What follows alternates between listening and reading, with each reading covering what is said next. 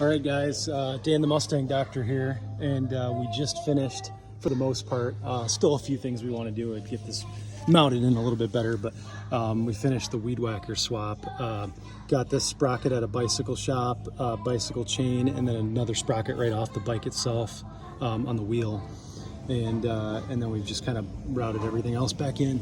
I did also reroute the throttle cable a little bit, and I want to just kind of tie it into the pedal here, so when he steps on the pedal it will pull the throttle.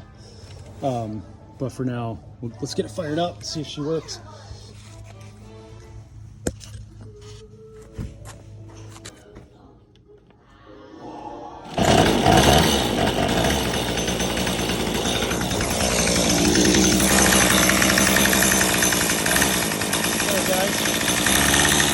Get it warmed up here, and so that's where you can see how the system works.